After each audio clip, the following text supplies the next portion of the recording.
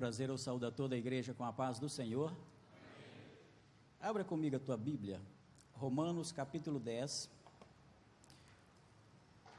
ou se você quiser também abrir o livro do evento, página 47, que é o tema que vou ministrar agora na parte da tarde.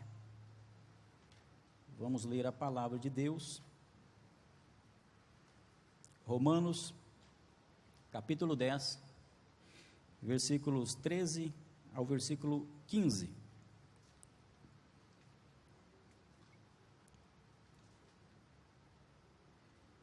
Diz-nos assim a palavra de Deus: porque todo aquele que invocar o nome do Senhor será salvo. Como, pois, invocarão aquele em quem não creram? E como crerão naquele de quem não ouviram? E como ouvirão se não há quem pregue? E como pregarão se não forem enviados? Como está escrito: quão formosos os pés dos que anunciam a paz, dos que anunciam coisas boas. Amém? Podeis assentar em nome de Jesus. Meus queridos, eu quero primeiramente expressar o meu contentamento de poder estar aqui em Joinville, neste evento que é um evento de referência para todos nós no Brasil, um evento de discipulado. Chega-nos informações ali em Mato Grosso, onde resido, sobre a pujança desse evento, mas também dessa igreja, liderada pelo pastor Sérgio Melfior. Então, uma alegria muito grande poder estar aqui, rever o irmão em Cristo, o pastor Claito, que é também uma grande referência para nós no estudo da teologia. E é uma alegria porque nesse trimestre nós fazemos uma parceria, ele escrevendo a lição de adultos sobre salvação e eu comentando na lição de jovens. Então é sempre muito bom compartilhar e rever o irmão, é muita alegria, muito me honra tê-lo aqui nessa tarde. Meus queridos, o tema que vou ministrar agora é sobre evangelização. Ele escrevendo a lição de adultos sobre salvação e eu comentando na lição de jovens. Então é sempre muito bom. Acho que sou eu falando, né? Irmão, é muita alegria, muito me honra. Acho que sou eu falando. Aqui nessa tarde. Meus queridos, o tema que vou ministrar agora é sobre evangelização. Amém. Eu ia pedir para eu mesmo me parar. Eu vou falar sobre evangelização e discipulado na universidade, que é um tema que eu tenho pesquisado há algum tempo. Ministrei na parte da manhã, ali na sala de jovens, direcionado aos jovens, e também falando especialmente sobre... Para eu mesmo me parar. De novo, terceira vez. Evangelização e discipulado na universidade. Eu acho que está dando um delay ali. Eu falo e eu mesmo interpreto. Amém? Acho que agora vai dar certo. O tema básico que eu vou tratar é sobre discipulado na universidade. Eu vou utilizar como referência esse livro de minha autoria, que foi publicado em 2015 pela CPAD, que tem por título O Cristão e a Universidade, um guia para a defesa e o anúncio da cosmovisão cristã no ambiente universitário. E como eu sei que eu estou falando aqui nessa tarde para líderes, para pastores, para discipuladores, atendendo ao pedido da liderança de toda a organização do evento, eu vou tentar responder uma pergunta que é pertinente, que é exatamente o que está aí no teu material. Por que a liderança cristã deve investir em evangelismo e discipulado dos universitários? Por que nós deveríamos falar sobre isso? Eu tenho a convicção plena de que a Igreja de Cristo, a Igreja do Senhor, notadamente a igreja local, ou seja, todos nós, não somente a liderança da juventude, mas os pastores, principalmente os pastores que são os pastores presidentes, nós precisamos nos preocupar com o evangelismo universitário. Se a vida acadêmica já era uma preocupação importante da igreja há 20 anos atrás, tempo esse que poucos de nós pensávamos sobre o assunto, nós chegamos a um contexto, principalmente para nós da Assembleia de Deus, que precisamos pensar nesse tema. Os nossos jovens estão chegando às universidades. Nós temos um campus missionário dentro das universidades. Muitos dos nossos irmãos, principalmente os adolescentes e os jovens, estão chegando nesse ambiente sem nenhum tipo de preparo. E, infelizmente, dizem as pesquisas que mais de 60% de um cristão que chega na universidade acaba abandonando a fé cristã. Ao perceber esses dados, as informações que nos são repassadas sobre essas pesquisas, muitos líderes, pessoas inclusive que têm um grande apreço pelo discipulado, acabam dizendo que a universidade não pode ser a prioridade da igreja. Isso porque, talvez para alguns, a universidade não é algo que nós deveríamos nos preocupar. Mas quando eu olho para as Escrituras e também, principalmente, ao entender aquilo que acontece dentro de uma universidade, e eu estive dentro de uma universidade para fazer um curso de Direito, depois eu fui fazer a Teologia, cada vez mais eu percebo a importância da Igreja do Senhor se preocupar com aquele ambiente. Seja no sentido de preparar os nossos irmãos que estão chegando àquele espaço, ou seja, para nós discipularmos os nossos irmãos para ganhar almas e vidas para o reino do Senhor dentro desse ambiente que é um ambiente desafiador. E o primeiro argumento, a primeira razão que eu gostaria de apresentar aqui para a igreja, para os irmãos e para as irmãs, é que a universidade ela faz parte da missão urbana da igreja. Mais do que nunca, a Igreja de Cristo deve se preocupar em fazer a atividade de missão urbana, que é anunciar o reino de Deus dentro do contexto da cidade. Por muito tempo, nós, principalmente a Igreja Assembleia de Deus, se preocupou em demasia com as missões transculturais, que é enviar missionários para pregar o Evangelho em outras culturas, em outros países, em outras localidades do globo. Obviamente que tudo isso é muito importante, mas quando nós observamos o chamado da igreja, o chamado e principalmente a comissão para anunciar, para ganhar almas para o reino de Deus, nós vamos perceber que esse comissionamento da parte de Deus é um comissionamento abrangente. Há uma passagem bíblica que é muito contundente, que é Atos capítulo 1, versículo 8, que diz assim: mas recebereis a virtude do Espírito Santo, que há de vir sobre vós, e ser-me-eis testemunhas, tanto em Jerusalém, como em toda a Judéia, e até aos confins da terra. Se nós olharmos aqui para essa passagem bíblica, nós veremos as 3 dimensões da atividade missionária da igreja. Perceba que, primeiramente, os discípulos deveriam se encarregar de ser testemunhas no poder do Espírito Santo, primeiramente em Jerusalém, que era a habitação comum, que era onde estava a maioria dos seguidores de Cristo. Se nós fizermos um paralelo com essa afirmação do Senhor Jesus para os seus discípulos, nós vamos perceber que a primeira responsabilidade da Igreja de Cristo é para com a sua própria comunidade. Jerusalém representava para os discípulos a cidade onde eles estavam inseridos. Em segundo lugar, eles deveriam anunciar o reino também na Judéia, que é um contexto mais abrangente, que envolvia uma série de outras localidades, mas dentro daquele contexto israelita. E daí sim nós vamos perceber a afirmação de Jesus para que eles pudessem testemunhar no poder do Espírito Santo até os confins da terra. Perceba que não existe necessariamente uma prioridade, não existe aqui uma escala de valor, mas Jesus estabelece claramente aqui para os discípulos que todos esses fatores ou todas essas localidades têm o seu próprio valor.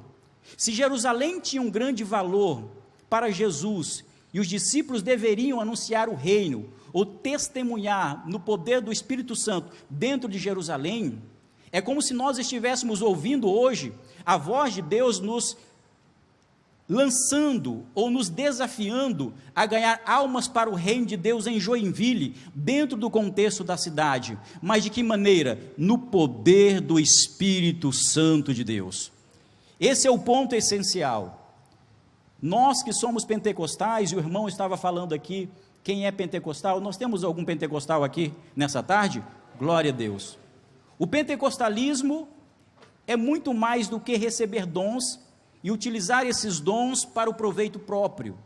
Nós vamos perceber que a finalidade pela qual Deus capacita os seus discípulos, Deus distribui dons aos seus discípulos, e um dos objetivos pelos quais hoje os milagres são reais, é exatamente para demonstrar que da mesma forma como Deus agiu na época de Jesus, da mesma maneira que ele realizou atos sobrenaturais, e aquilo testemunhava do poder e da autoridade dele, ainda hoje esses dons estão disponíveis à igreja de Cristo.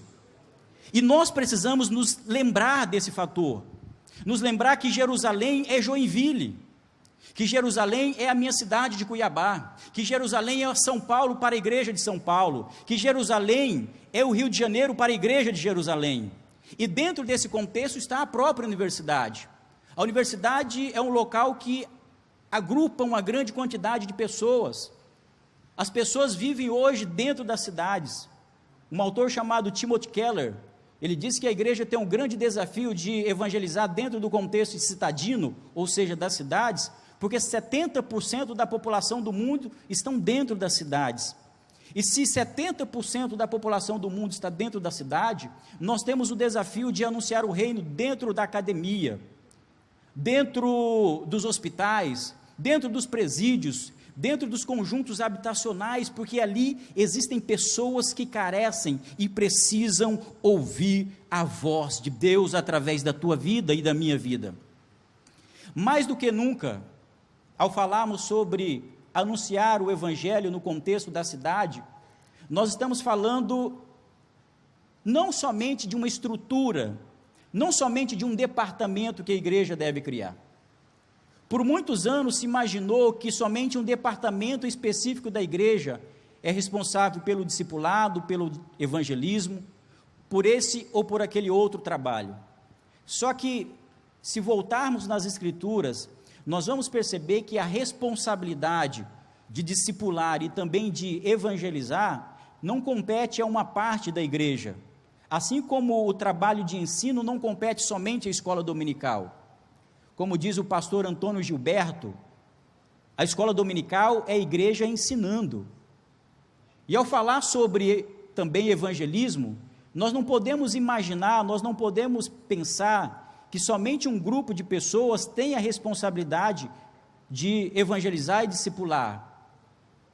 Timothy Keller, ele diz que nós precisamos desenvolver a ideia de igreja missional, ou seja, a ideia de que cada crente, na sua casa, no seu trabalho, na sua universidade, é um missionário para a honra e glória do nome do Senhor.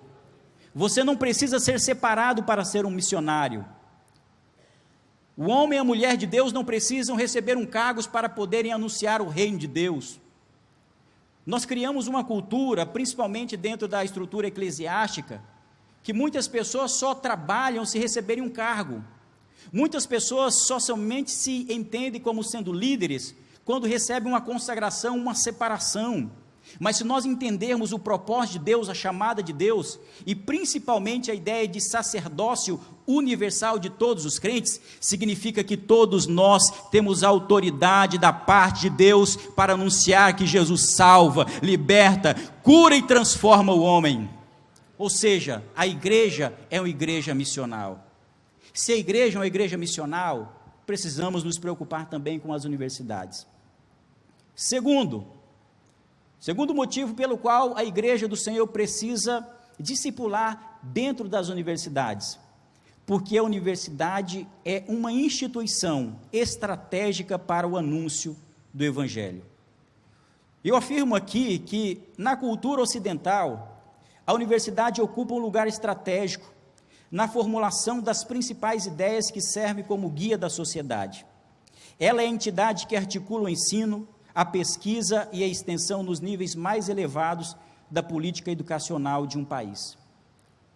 Veja, que coisa interessante. Certamente a universidade é uma das principais instituições sociais que nós temos.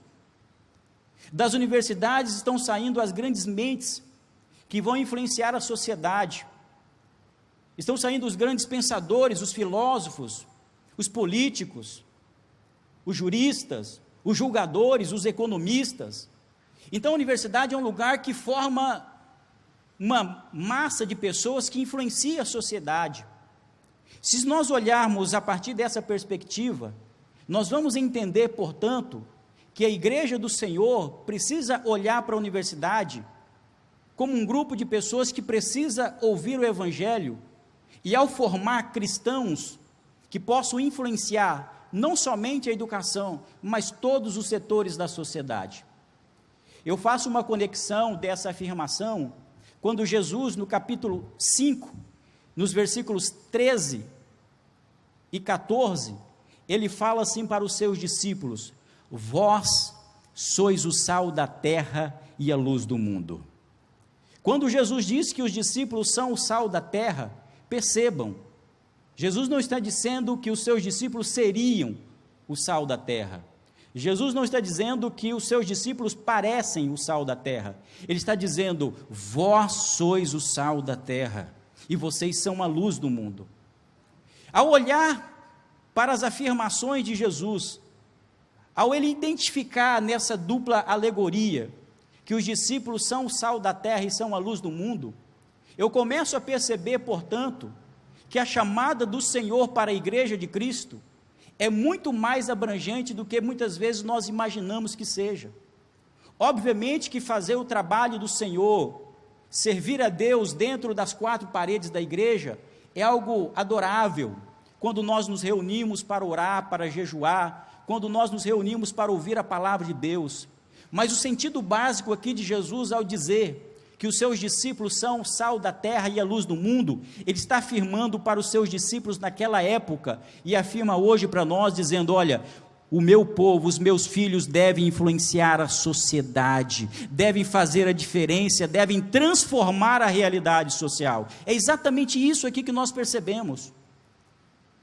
Nós extraímos o significado da ideia de sal ali, quando Jesus aplica essa alegoria ou essa metáfora, no sentido de que o sal, ele perde a sua finalidade essencial em duas ocasiões. Primeiro, quando o sal ele perde o seu sabor. E Jesus diz aos seus discípulos: quando o sal perde o seu sabor, para nada mais presta, senão para ser pisado pelos homens. Jesus está se referindo a uma prática que era muito comum dentro daquele contexto, quando o sal que vinha do Mar Morto, quando ele perdia a sua capacidade de salgar e preservar os alimentos, aquele sal era utilizado agora para jogar-se nas estradas, para tapar os buracos, e quando era jogado nas estradas, servia tão somente para os homens, para os cavalos, para os animais pisarem sobre eles. Ou seja, um sal que perde o seu sabor, ele não serve para nada mais, a não ser pisado pelos homens. Um certo autor diz que quando Jesus se refere, ou quando ele afirma isso, ele está tendo em mente também que quando o sal ele perde o seu sabor, ele se torna algo que é tolo, sem valor e sem relevância alguma. Mas o segundo motivo pelo qual um sal ele perde a sua finalidade é quando esse sal ele não entra em contato com o alimento. É quando o sal ele fica parado dentro do saleiro. Nós guardamos o sal dentro do saleiro, dentro de um vasilhame. O sal separado, se ele não entrar em contato com o alimento, ele não serve para nada mais. O princípio ativo do cloreto de sódio, ele só entra em atividade quando ele entra em contato com o alimento. Assim também a igreja do Senhor. A igreja do Senhor demonstra que ela é salgada, que ela preserva e que ela transforma a sociedade quando ela entra em contato com a sociedade, com aquilo que está acontecendo no mundo. A igreja de Cristo não foi chamada para viver dentro de quatro paredes, mas foi chamada para salgar e iluminar este mundo em todos os seus ambientes. Eu acho interessante, porque aqui, ao falarmos que a universidade ocupa um lugar estratégico, nós precisamos lembrar que grandes homens de Deus olhavam para a universidade dentro dessa importância que nós estamos mencionando aqui. Homens como John Wycliffe, John Hus, Lutero, Calvino, e até mesmo os irmãos Charles e John Wesley, eles fizeram trabalhos magníficos dentro da universidade. Eu estive em Oxford e tive a oportunidade de conhecer a universidade em que Charles e também John Wesley, eles estudaram. John Wesley, juntamente com o seu irmão e outros irmãos em Cristo, eles fizeram o chamado Clube Santo. A vida daquele homem começou a ser moldada, obviamente, dentro da igreja. Mas John Wesley entendia que a transformação que ele havia recebido da parte de Deus era algo que era profundo. Um certo historiador chamado Christopher Dawson, ao falar sobre a história do Ocidente, ele relata sobre esse homem chamado John Wesley. Ele diz que a história do Ocidente não seria a mesma se aquele homem chamado John Wesley não tivesse feito os avivamentos que ele fez, tanto ali na Inglaterra, como também o trabalho de evangelismo que ele começou a realizar nos Estados Unidos. Se o homem com o poder do Espírito Santo que foi levantado, John Wesley, certamente o Ocidente, nesse caso estou me referindo à Inglaterra e também aos Estados Unidos, teria passado por uma mesma revolução que a França passou. Mas o que acontece? Quando Deus levanta um homem e uma mulher, dentro da orientação dele, no poder do Espírito Santo, a história é alterada pelo poder e pelo impacto do Evangelho. E a igreja do Senhor não pode se esquecer da importância que é a universidade. Às vezes nós pensamos em evangelizar a família, obviamente, e aqui não há grau de prioridade, a família nós precisamos discipular, e aqui está o ponto. Nós precisamos discipular os colegas de trabalho, mas nós não podemos perder de vista que dentro das universidades existem almas clamando por receber o Evangelho. Nós temos irmãos em Cristo, principalmente a juventude, está chegando dentro das universidades, e nós muitas vezes não nos preocupamos. Esse evento, essa temática que nós estamos ministrando aqui, demonstra que a igreja de Joinville se preocupa com a universidade, e por isso nós precisamos levantar um clamor pelas universidades. Nós precisamos de discipulado dentro do ambiente acadêmico. Terceiro, porque a história da educação e das universidades está intimamente ligada ao cristianismo. Por muito tempo as igrejas cristãs se afastaram das universidades. Isso porque, a partir de um determinado momento, principalmente após o iluminismo, começou a se criar uma certa aversão, uma dicotomia, uma separação entre intelectualidade e educação, entre fé e razão. E muitas igrejas acabaram se afastando da produção de conhecimento. Muitas igrejas, notadamente as igrejas pentecostais, e aqui nós precisamos fazer essa referência, se afastaram do ensino formal. Só que não há nenhuma dicotomia entre nós sermos pentecostais, entre nós acreditarmos na atualidade dos dons e podermos utilizar a nossa mente para glorificar o nome do Senhor. Existe um livro que é muito pertinente, que se chama Pentecostal de Coração e Mente, em que o autor, Rick Nunes, ele vai dizer exatamente acerca da importância que somos nós, no sentido de valorizarmos, não somente o estudo teológico que nós precisamos valorizar, mas também o processo educacional como um todo, entender a importância do ensino, a importância da formação profissional. E aqui eu me recordo de como a igreja cristã, ao longo da sua história, deu uma grande prioridade às universidades. As primeiras universidades que começaram a ser criadas ali na Europa, foram criadas a partir de uma perspectiva cristã. Universidades como Bolonha, Paris, Oxford e Cambridge, todas essas universidades, elas foram criadas por cristãos. E o princípio bíblico é fundamental aqui. A ideia de educar as pessoas, a ideia de formar pessoas, é uma ideia essencialmente cristã, não somente à luz do Novo Testamento, mas também à luz do Antigo Testamento. Se nós entendemos que o ser humano, em decorrência do pecado, está afastado de Deus, esse princípio da depravação total, que nos diz que nós somos afastados de Deus, a educação vem demonstrar o seguinte: o homem, sem Deus, ele não é nada. E o processo pelo qual o homem pode chegar a conhecer a Deus é estudando a sua lei. Esse é o motivo pelo qual Deus deu uma lei muito clara aos pais do Antigo Testamento, dizendo aos pais, dizendo o seguinte: olha, você deve ensinar o seu filho a lei, quando ele acordar, quando ele levantar, durante o caminho. Por quê? Porque ali estava impregnado a ideia de educação. Como o ser humano, ele é falho, ele precisa aprender cada dia mais. E Deus vai advertir a nação de Israel dos seguintes termos: o meu povo, ele perdeu o foco porque faltou o conhecimento a ele. Ou seja, estudar a lei de Deus, estudar a vontade de Deus, compreender a vontade de Deus, era um princípio básico que formou a nação de Israel. E esse princípio vai ser utilizado também pela igreja primitiva. Quando os irmãos se reuniam, eles se reuniam para estudar, para ler a palavra de Deus. Na igreja primitiva existiam duas localidades básicas para adoração a Deus e também para aprender a palavra de Deus. O templo era o lugar de adoração a Deus, era o local em que os irmãos faziam, principalmente a nação de Israel, fazia os seus sacrifícios. Só que existia uma localidade muito específica que era a sinagoga. A sinagoga é onde a igreja foi formada, juntamente com as igrejas que cresciam no lar. A sinagoga era o local que eles paravam para estudar a palavra de Deus. A partir dessa premissa, nós vamos entender que na Idade Média começaram a ser formadas as primeiras universidades. E eu digo isso não somente a partir do ponto de vista cristão. Os próprios ateus já chegaram à conclusão que a ideia da educação é uma ideia cristã. Um certo autor chamado Alain de Botton, que é um ateu, ele escreveu um livro dizendo que a educação é uma ideia cristã.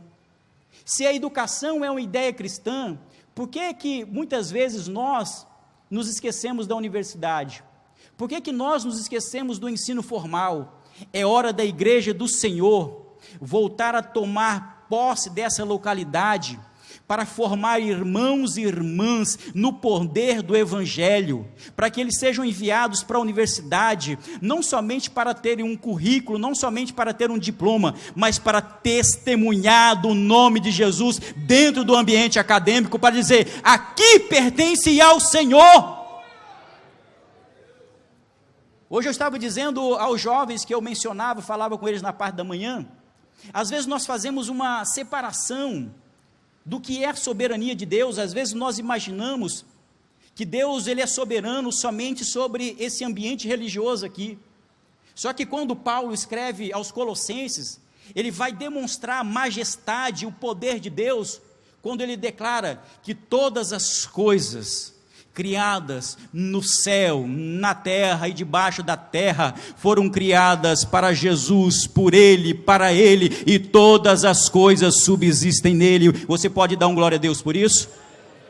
O que eu quero dizer aqui é que Jesus, ele é soberano sobre toda a criação.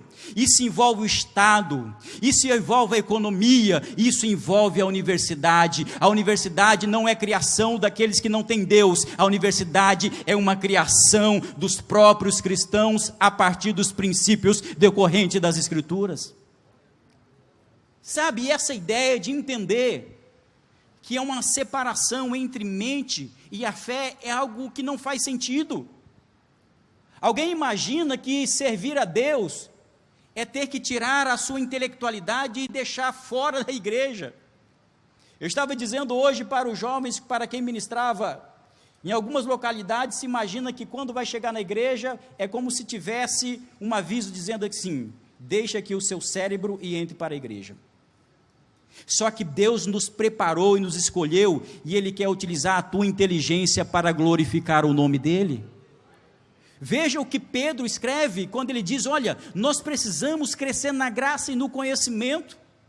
Veja o que Jesus disse para os seus discípulos, quando ele afirma que nós precisamos amar a Deus, primeiro, de todo o nosso coração, com toda a nossa alma, com toda a nossa força e de todo o nosso entendimento. Sabe, se há algo que o pentecostal, você e eu podemos fazer cada vez mais de diferente nessa sociedade, é demonstrarmos realmente a presença real de Deus. Algumas igrejas e algumas denominações evangélicas acabam acreditando num chamado deísmo, um Deus que criou o mundo, criou o homem, mas abandonou o mundo e o ser humano à própria sorte. É um Deus que não intervém. O fator distintivo nosso como pentecostais é acreditar em um Deus que se revela, é um Deus que intervém, é o Deus que está preocupado completamente com o homem, envolve a experiência sobrenatural, mas também a mentalidade. Se o cristão que é pentecostal, se a igreja pentecostal que nós somos, se nós unirmos esse poder do Espírito Santo, e usarmos a capacidade que Deus nos deu para usar o nosso cérebro, porque a nossa inteligência não vem de nós, o ser humano é inteligente porque Deus o criou como um ser inteligente, significa dizer, portanto, que se existe um povo que é mais inteligente nessa terra, se chama o servo do Senhor Deus. Obviamente que a inteligência que me refiro aqui é muito mais do que a informação, é usar sabedoria da parte de Deus, é usar a capacidade que Deus nos deu para pensar todas as coisas a partir da vontade dEle para a sua igreja. Quarta razão, por que a igreja do Senhor precisa se preocupar com a universidade, evangelizar as universidades e também fazer discipulado nas universidades? É porque a profissão é uma forma de cumprir a vocação divina. Geralmente nós imaginamos que a vocação é o chamado de Deus para cumprir uma finalidade dentro da igreja. Por muito tempo se imaginou o seguinte: olha, a pessoa vocacionada ou vocacionado por Deus para fazer uma atividade é aquele que foi chamado para ser pastor, evangelista, presbítero, pregador, ensinador e cantor. Só que ao olharmos para as Escrituras, nós vamos entender que a chamada de Deus é uma chamada abrangente. Deus chama homens e mulheres para a obra específica dele. Só que a chamada de Deus envolve também a nossa profissão. Significa dizer também que uma profissão, o trabalho, pode servir para glorificar a Deus. Certa feita eu falava com um irmão que há muito tempo ele trabalhava em uma determinada empresa. Até que determinado dia ele me disse: olha, eu vou abandonar o meu trabalho para fazer a obra de Deus. E eu disse: olha, algo belo da sua parte, uma atitude nobre. Mas eu perguntei para ele: mas será que você de fato foi chamado para fazer a obra de Deus? Para ser um obreiro de tempo integral? Ou será que você pode ter uma vocação, um trabalho que pode servir para fazer a vontade de Deus também? Por um instante ele parou, começou a pensar, e começou a refletir naquilo que eu havia acabado de dizer. Por que nós imaginamos que a chamada de Deus envolve somente a atividade eclesiástica? Se Deus é o Senhor de todas as coisas, se o mundo pertence a Deus, se Jesus ele é soberano sobre todas as coisas, se nós somos discípulos de Jesus, significa dizer que a chamada que Ele tem para a minha ou para a tua vida, talvez não necessariamente seja uma chamada para atuar na igreja. Deus tem chamado homens e mulheres para usar o trabalho para glorificar o nome e honrá-lo.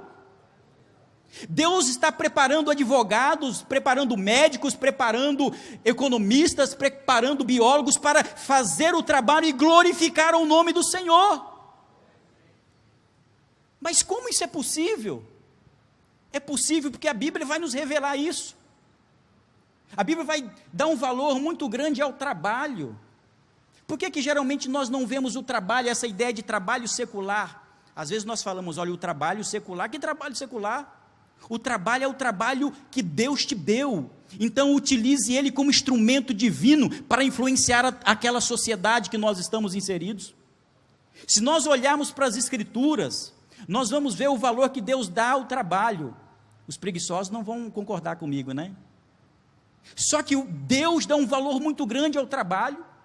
Quando nós abrimos as Escrituras, nós vemos elas sendo iniciadas com a declaração de um Deus que trabalha. No princípio criou Deus os céus e a terra. O nosso Deus é um Deus que trabalha de dia e de noite, e Ele quer que você trabalhe também.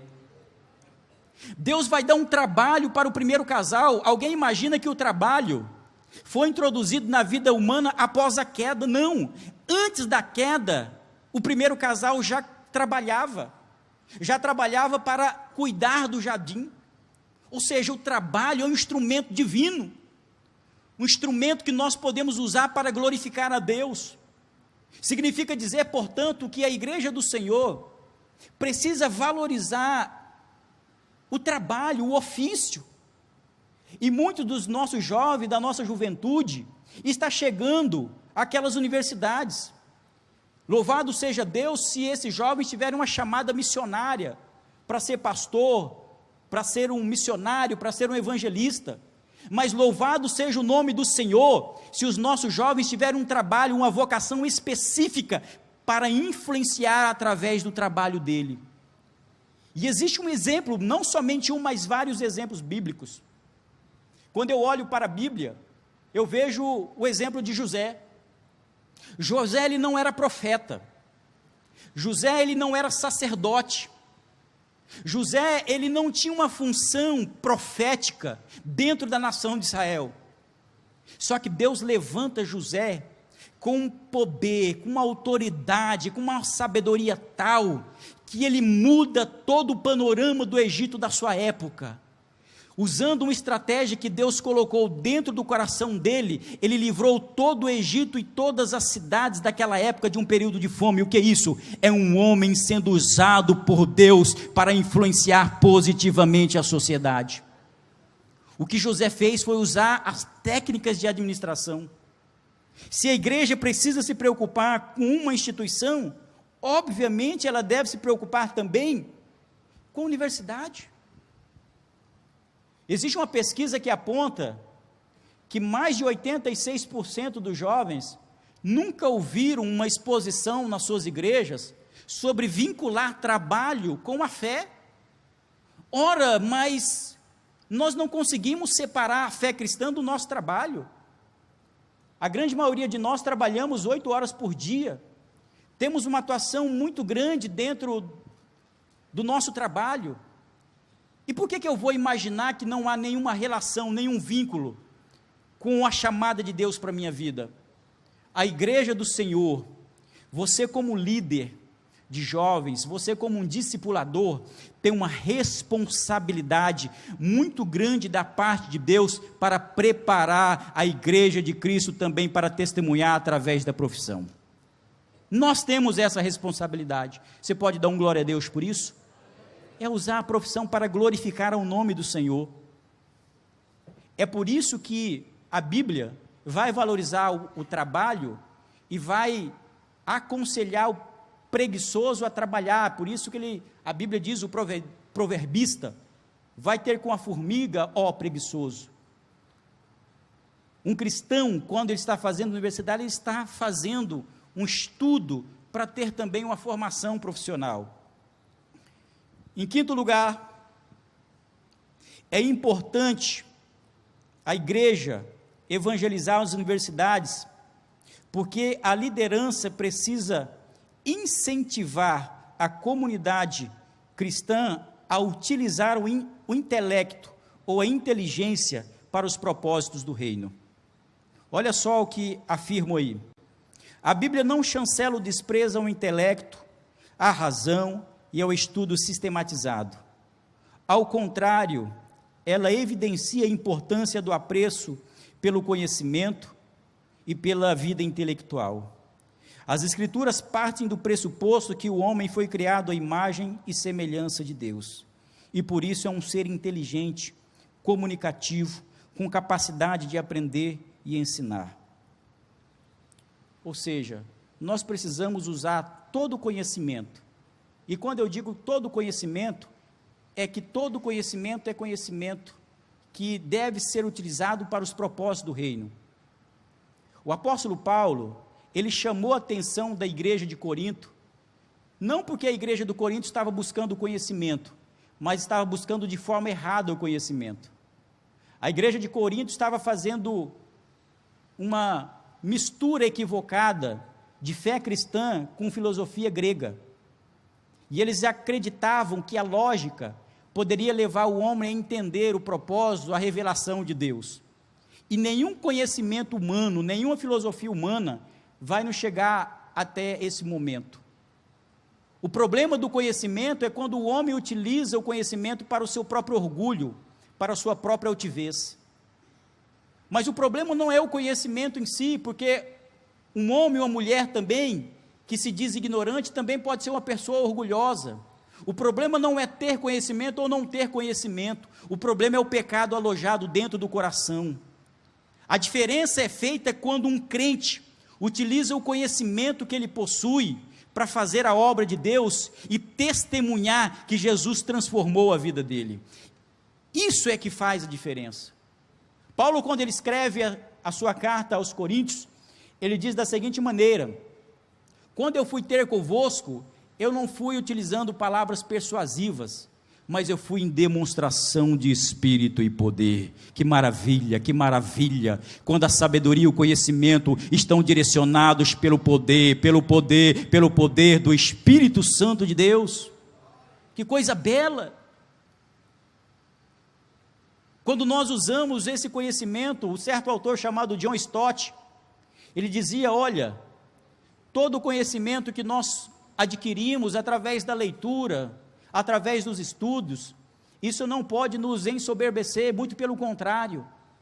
John Stott dizia da seguinte maneira: todo o conhecimento que nós adquirimos deve conduzir-nos a três coisas. Primeiro, todo conhecimento deve nos conduzir à adoração a Deus, aleluia. Se você está aprendendo aqui durante esse congresso, então levante a tua mão para o alto e glorifique ao Senhor, que te deu essa capacidade pela graça dele, aleluia.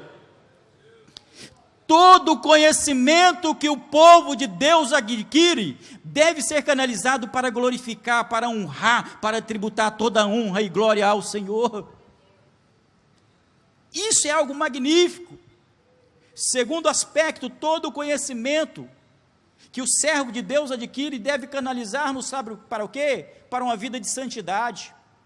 Porque quanto mais eu aprendo, mais eu vejo a necessidade de eu me separar das práticas imorais. Quanto mais nós aprendemos notadamente a palavra de Deus, nós vamos entendendo o plano de Deus para a nossa vida.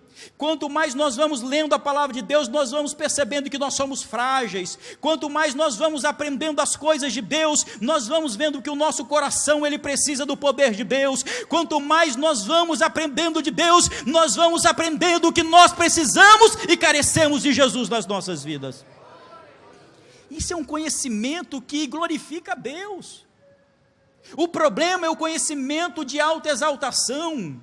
O problema não é o conhecimento em si, mas é o conhecimento de altivez dentro do coração do homem. O problema não é buscar saber alguma coisa, mas quando aquilo que nós sabemos nos conduz para adorar a nós mesmos. Não, nós precisamos devotar a nossa vida inteiramente ao Senhor, aleluia, aleluias. Terceira coisa, diz John Stott: todo o conhecimento que nós conquistamos, seja no estudo da Bíblia, seja no estudo secular, deve nos conduzir ao amor. Ou seja, quanto mais eu conheço, mais eu amo o meu próximo, aleluia, aleluia. Você pode dar um glória a Deus por isso bem forte? O conhecimento verdadeiro deve conduzir ao amor ao irmão. O conhecimento não nos aparta, o conhecimento nos traz comunhão. O conhecimento não nos afasta, o conhecimento nos leva a servir a igreja do Senhor. Igreja do Senhor. o que você tem, o que você possui, o que você está fazendo com os seus talentos. Não use os seus talentos tão somente para você. Deus te deu os seus talentos, as suas habilidades, para você empregar na obra do Senhor. Louvado seja o nome dEle. E por fim, a igreja do Senhor precisa se preocupar com o evangelismo e discipulado nas universidades, por um motivo muito simples, e que está acontecendo, porque a igreja precisa preparar cristãos para enfrentar os desafios da universidade. Os nossos irmãos, os nossos jovens estão chegando nas universidades, das nossas igrejas, os nossos irmãozinhos pentecostais estão chegando nas universidades. As pesquisas indicam que mais de 60% de um jovem cristão, ou de um cristão de maneira geral, que chega na universidade, após o término do ensino superior, ele abandona a fé. 60% dos nossos irmãos estão abandonando a fé na universidade. O problema é a universidade, o problema não é a universidade. O problema é porque os nossos irmãos estão despreparados para enfrentar os desafios que são apresentados na academia. Eles estão despreparados apologeticamente, teologicamente, para enfrentar as acusações que serão apresentadas a eles. O que nós precisamos fazer? Se nós estamos percebendo que muitos irmãos estão tombando no campo de batalha, e a universidade é um campo de batalha, se nós temos amor para com a igreja e para com a obra do Senhor, portanto, então nós precisamos preparar os irmãos que estão chegando naquele ambiente. E como nós fazemos isso? Nós precisamos preparar biblicamente, teologicamente e apologeticamente os nossos irmãos em Cristo, para que quando eles chegarem naquele ambiente, quando alguém, algum ateu, algum professor, algum colega perguntar por que ele é cristão, ou quando alguém acusar que o cristianismo não tem evidências, quando alguém dizer que o cristianismo é somente uma ilusão, ele vai levantar, vai alçar a sua voz, no poder do Espírito Santo de Deus, e vai dizer porque ele tem crido em Cristo Jesus, e vai dar uma resposta convincente. Nós precisamos preparar os nossos irmãos para ir para a universidade, para que além deles não perderem a fé, mas para que eles testemunhem, que forem transformados e ganhem almas e almas para o reino de Deus dentro das universidades. Quantos concordam comigo? Levante a sua mão e glorifique a Deus, aleluia. Embora a universidade não seja a responsável direta pelo abandono da fé, ela apresenta vários desafios para os cristãos, principalmente jovens. Assim, cabe à liderança cristã, juntamente com os pais, prover uma educação abrangente, em cosmovisão e apologética, para que eles saibam lidar com os ataques que serão sofridos no campi, ou seja, dentro da universidade. Sabe, irmãos, nós precisamos olhar para a universidade com esses olhos, preparar a igreja do Senhor para chegar dentro desse ambiente. Eu glorifico a Deus porque a Assembleia de Deus em Joinville faz um trabalho diferente. Eu trabalho com um grupo chamado Chi Alpha Brasil, que é uma agência missionária dentro da universidade. E os irmãos, alguns irmãos que lideram esse grupo residem aqui e fazem um trabalho magnífico. Então a igreja de Joinville está de parabéns por conta da preocupação em relação a esse tema. Mas quanto mais nós nos preocuparmos com isso, mais nós vamos fazer a diferença dentro da academia, seja para evangelizar, mas também para influenciar a cultura dessa época, através do poder do evangelho. Eu peço a toda a igreja, coloque de pé, que eu quero orar por você, para que essa palavra seja ministrada ao teu coração, e que essa palavra, nós saímos daqui, nessa tarde, conscientes sobre a importância do discipulado no ambiente acadêmico, entendendo que Deus pode levantar você, Deus pode te chamar, talvez não necessariamente para fazer um propósito, uma atividade exclusivamente missionária ou eclesiástica, mas Deus pode te levantar para fazer um trabalho diferente dentro das universidades, e Deus vai levantar homens e mulheres como profissionais destemidos, para usar a profissão para influenciar essa sociedade. Levanta a tua mão para o alto. Amado e eterno Deus, nós te louvamos, nós te agradecemos, Senhor, por essa tarde, pela tua palavra. Nós falamos aqui, Senhor, sobre a importância de pregarmos o evangelho dentro da universidade, primeiro porque é uma responsabilidade missionária do teu povo, meu Senhor, mas também porque nós temos uma responsabilidade de preparar os irmãos, os jovens, os nossos irmãos em Cristo, que estão chegando a esse ambiente, Senhor, e muitos estão tombando. Nos ajuda, Senhor, a levantar homens e mulheres destemidos, para irem para esses ambientes, e verem o chamado que o Senhor tem, para que eles saiam de lá, usem a profissão, para influenciar essa sociedade, no poder da tua palavra, capacitados pelo teu Santo Espírito, para que sintam a tua glória, não somente dentro da igreja, mas que ali seja sentida a tua presença, e levantem profissionais destemidos, com audácia, no poder do teu Santo Espírito, para perceber que o Senhor é soberano, não somente sobre a igreja, mas também sobre a universidade, que é algo que foi criado a partir dos princípios da tua palavra. É o que nós oramos e agradecemos no nome santo de Jesus. Amém e amém. Podeis assentar em nome de Jesus.